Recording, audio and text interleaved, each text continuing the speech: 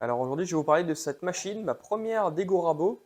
On va voir les capacités, les dimensions, ses avantages, ses inconvénients et aussi savoir combien elle coûte.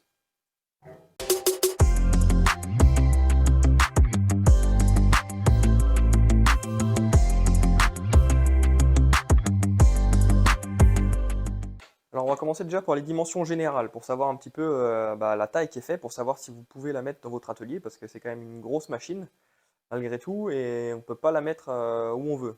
On a une certaine place quand même. Moi, je l'ai mise ici, c'est pas l'endroit idéal, mais malheureusement, dans l'atelier, j'ai pas trop de place. J'ai essayé pas mal de choses et en fait, j'ai pas trouvé d'endroit mieux que celui-ci. On verra un jour si je change d'atelier, je le mettrai dans un autre endroit. Pour l'instant, elle est bien ici. Donc alors, quelle dimension elle fait? Elle fait 1,90 m de long environ, avec deux tables. Donc les tables de Dego, elles font environ 90 cm. 90 cm à l'entrée, 90 cm à la sortie, plus un petit espace qu'il faut ici pour pouvoir régler le guide. En hauteur, les tables font à 85 cm de haut et avec le guide, ça fait à peu près 1 mètre. Et en profondeur, donc en fait, on est un peu bridé si on veut utiliser la largeur totale. Ici derrière, je vais vous montrer, il y a l'arrière de ce guide-là, la protection de l'arbre qui est derrière et qui dépasse. Donc il faut de la place pour pouvoir reculer le guide sans que ça gêne, sans que ça tape contre le mur, cette partie-là. Je vais vous montrer. Hop, donc là il est au maximum. Donc on peut. Voilà. Donc là, il y a toute cette partie-là qui, forcément, quand on recule le guide, vient derrière. Sinon, sans prendre en compte cette partie-là, elle fait environ 60-70 cm la machine, sans parler du guide derrière. Je sais qu'il existe un kit, il me semble, où c'est une protection souple qui vient et qui tombe en fait derrière la machine. Et quand on l'avance, hop, elle remonte sur les tables. Donc ça peut être intéressant pour gagner un peu de place derrière. Donc cette machine, c'est une machine monophasée, donc qui se branche sur phase neutre comme un appareil classique dans une maison. Donc pas besoin de passer en triphasé pour utiliser cette machine. Ça, c'est un gros avantage. Si vous avez un atelier attenant à votre maison, par exemple, que vous avez juste un abonnement EDF monophasé, vous pouvez très bien utiliser cette machine sans avoir besoin de passer au triphasé et de faire de gros travaux. Donc cette machine monophasée fait 3 kW de puissance. Pour moi, cette machine, alors forcément, il y a plus puissant, les grosses machines en triphasé qui sont beaucoup plus puissantes. Pour moi, j'ai jamais atteint ces limites. Euh, Ça m'est déjà arrivé de passer des planches de 25 cm de chaîne dans la raboteuse en faisant une passe de 2 mm. Alors on sent que la machine est force, hein, c'est pas que là quand même on lui demande quand même beaucoup. Mais non, franchement, j'ai jamais atteint ses limites. Alors peut-être que si on met 400 mm et qu'on fait une passe de 3 mm, bon bah là je pense qu'elle va peut-être pas trop aimer. Mais bon, après il faut savoir être raisonnable. Ce type de machine, même si c'est une machine professionnelle, ça reste une machine entrée de gamme professionnelle. Il existe beaucoup plus grand, beaucoup plus puissant, etc. Mais en tout cas, c'est largement suffisant pour 90% de ce qu'on fait au quotidien. Donc au niveau de ses capacités, qu'est-ce qu'elle peut faire? Donc celle-ci, on peut faire des passes jusqu'à 4 mm. Donc la partie Dego sur le dessus, on règle simplement ici, donc ça c'est bien. Le réglage est très rapide, très facile, il y a besoin de rien desserrer, rien à resserrer, en fait c'est une manette. Là je suis à 0 mm, je descends, là je peux faire une passe jusqu'à 4 mm. Et on remonte, et on règle, ça prend 2 secondes à régler. Ça c'est génial. Donc ensuite, comme je l'ai dit, la table fait 410 mm, 1,80 m de long. Les tables sont quand même relativement longues, mais si on veut faire des grandes pièces au-delà de 2 mètres, 2,50 m, il faut prévoir chandelle ou servante ou quelque chose pour pouvoir accueillir la pièce en sortie, sinon elle a tendance à basculer, surtout si elle est lourde. Et donc la raboteuse, elle peut faire pareil, 400, alors un petit peu moins, elle fait pas 410, elle fait 406 en dessous la raboteuse. Et on peut faire du rabotage jusqu'à 4 mm d'épaisseur et en hauteur, maximum 225 mm. Alors si on regarde un peu plus près, donc on a ici le réglage de la table. Il y a juste à monter, descendre le levier et on règle entre 0, 1, 2, 3, 4 mm. C'est très rapide.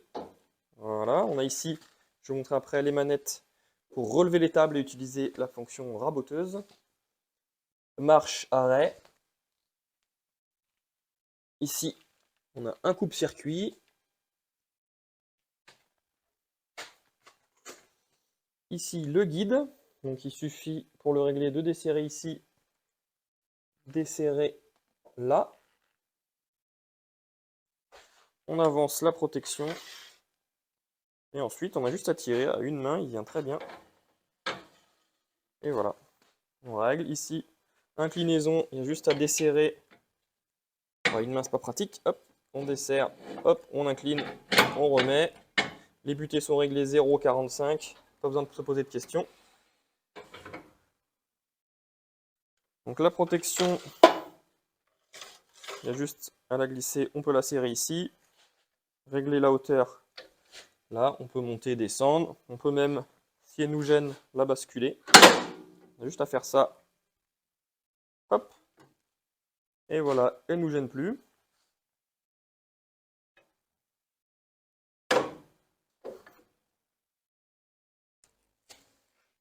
Ici, la partie aspiration.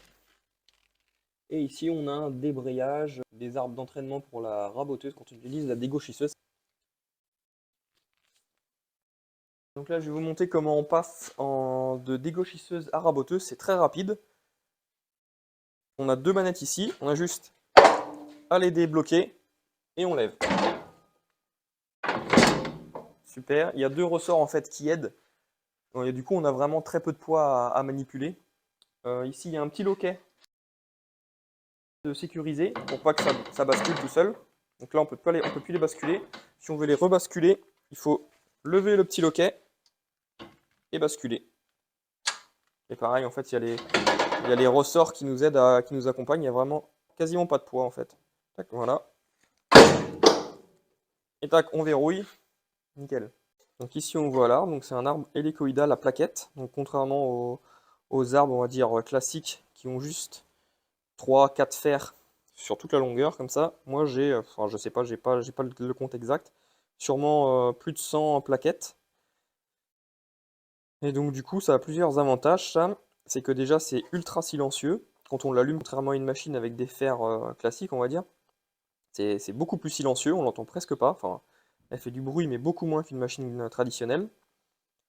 Deuxième avantage, c'est que si pour une raison X ou Y, on prend un gravier, une petite pointe ou quoi que ce soit, et qu'on vient endommager les parties coupantes de l'arbre, il suffit juste de soit changer, soit tourner la plaquette. Et du coup, on évite un affûtage complet ou le changement de tous les fers. Donc ça, c'est super intéressant. Et aussi, la durée de vie, parce qu'en fait, les plaquettes, elles ont 4 côtés tranchants. Donc là, je ne les ai pas changés depuis que je l'ai, la machine. Là, je suis sur le premier tranchant. On voit bien, celui-là, il a commencé à s'user un petit peu, on va pas voir. Il a commencé à s'user un petit peu ici. Et après, je peux simplement les retourner. Donc en fait, je peux les retourner 3 fois, comme si je faisais 3 affûtages avec seulement un jeu de plaquettes.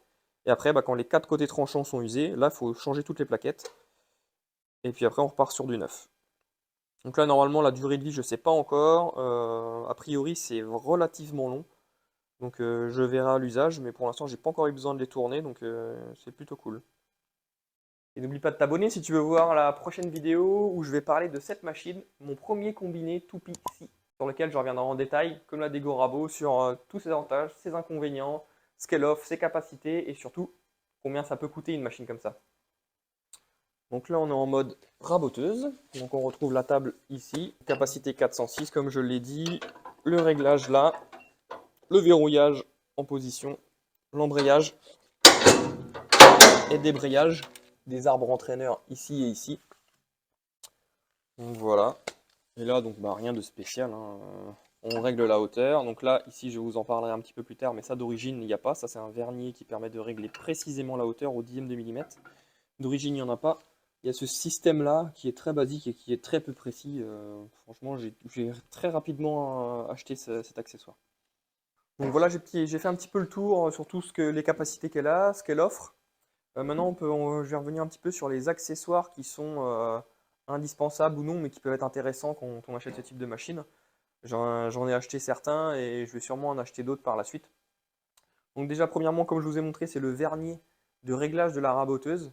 Je l'ai acheté quasiment directement parce que la lecture, il y a une graduation sur le côté qui permet de lire, mais c'est vraiment très peu précis. Et même, j'ai l'impression que leur autocollant, la graduation n'est pas bonne parce que à certaines hauteurs, je montais, j'étais bon, et quand je redescendais, j'étais plus bon. Enfin, j'ai l'impression que les traits sont pas forcément à 1 millimètre d'espacement et du coup, c'était pas bon. J'ai tout de suite investi ça là-dedans. Et franchement, c'est nickel, quoi. Il n'y a pas à réfléchir, on voit, on veut 57,2, on met 57,2, voilà, et on est super précis, c'est génial. Donc ça, pour moi, c'est quasiment indispensable. Ensuite, les accessoires qui peuvent être intéressants, c'est des rallonges de table. On peut les fixer ici. Après, ça, c'est pas obligatoire, mais en fait, on peut rajouter des tables, je crois, jusqu'à 1,50 m. C'est-à-dire qu'on pourrait avoir potentiellement des tables de 2 mètres, 2,30 m ou choses comme ça. Donc ça peut être intéressant pour ceux qui travaillent des grandes pièces. Moi, j'en ai pas forcément l'utilité. Quand je fais des grandes pièces, j'utilise soit des servants, soit ma table élévatrice qui est là-bas. La machine peut être également équipée d'une mortaiseuse, donc qui peut être positionnée ici. Donc moi, j'en ai pas l'utilité, mais bon, pour ceux que ça intéresse, elle peut être équipée d'une mortaiseuse au besoin. Et ensuite, pour ceux qui ont un petit atelier et qui n'ont pas forcément la possibilité de la positionner correctement tout le temps, la machine, en fait, on peut acheter un kit de déplacement. Donc c'est quoi? C'est un timon, en fait, une barre avec une poignée et des roulettes qu'on met derrière. Et en fait, on peut simplement en fait, la lever, la déplacer pour la mettre dans une position un peu plus adaptée quand on fait des grandes pièces, par exemple. Là, on peut la déplacer comme ça avec un transpalette. On met une fourche ici, une fourche derrière. Je vais vous montrer, il y a des tiges filetées, mais c'est pas très pratique quoi, pour la déplacer. Si vous voulez vraiment la déplacer souvent, il vaut mieux investir dans le kit de déplacement. En fait, on peut mettre donc, comme je vous l'ai dit, un transpalette. On peut mettre une fourche ici, dessous là, et une fourche qui vient, on voit pas très bien là, une fourche qui vient sous cette tige filetée. Donc c'est comme ça qu'on l'a installé.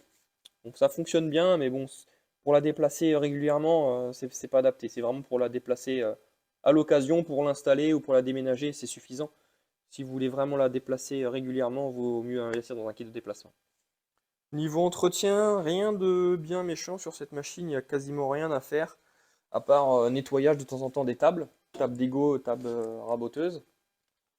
Et sinon, ici, il y a juste en fait la vis sans fin là, qui permet de régler la hauteur, un petit peu de graissage ici sur les engrenages, et graisser la colonne en fait, avec de la graisse lithium, là c'est ce que m'a conseillé la personne qui m'a installé ça, de chez Felder. Là.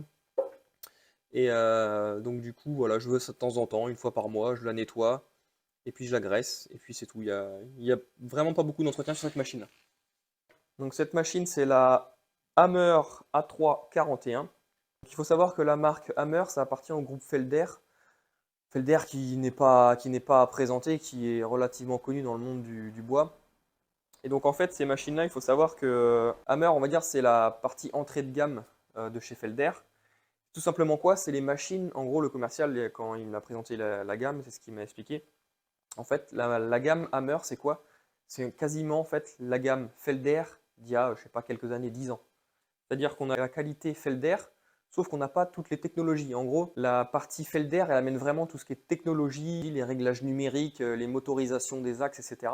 Là, on est sur des machines de la même qualité, mais beaucoup plus simples. Si vous achetez, on va dire, l'équivalent en Felder, elle aura quoi de différence? Elle aura la montée-descente de la table de raboteuse électrique et réglage, vous aurez un réglage numérique au millimètre, au dixième de millimètre. Hormis ça, bon, forcément, il y a d'autres avantages, mais en fait, la qualité est la même, c'est juste que c'est des machines beaucoup plus basiques et qui coûtent forcément beaucoup moins cher de ce fait. Donc maintenant, je vais vous faire mon retour d'expérience sur cette machine. Je l'ai depuis environ 8-9 mois. Donc, quels sont ses avantages? Alors déjà, l'arbre hélicoïdal, pour moi, je trouve ça vraiment génial. Il n'y a pas de bruit, l'histoire de changement des plaquettes, l'usure, etc. C'est top. Bon, ça coûte un petit peu plus cher, mais quand on voit qu'il faut affûter les fers régulièrement, etc., le changement, les problèmes de réglage éventuellement, c'est pas forcément simple à régler les fers de dégo rabot là. Là, on n'a pas de question à se poser, les plaquettes elles se positionnent dans leur emplacement, c'est fini, il n'y a pas de réglage à faire. Autre avantage, la largeur d'utilisation, 410, même si on n'utilise pas 410 très régulièrement, ça peut être intéressant par exemple lorsqu'on fait des panneaux. Je ne sais pas, on a un panneau à assembler, on l'assemble à plat joint, et après, pour éliminer les désaffleurs éventuels entre les planches qu'on a assemblées, on peut repasser un petit coup, enlever quelques dixièmes, 1 millimètre, hop, et comme ça on a un panneau jusqu'à 410 qui est re-raboté, propre, nickel. Et surtout, dernier avantage, elle est en monophasé, donc ça c'est génial, c'est qu'on n'a pas besoin de passer en triphasé. Moi, je me posais la question, j'avais un petit peu peur, et en fait, enfin, pour moi, il n'y a pas l'utilité de passer en triphasé, sauf si on veut beaucoup plus de puissance et qu'on veut faire de la grosse série ou passer des grosses pièces de bois, que du bois hyper dur en faisant des passes de 4 mm. Là, je pense qu'il faut passer en triphasé.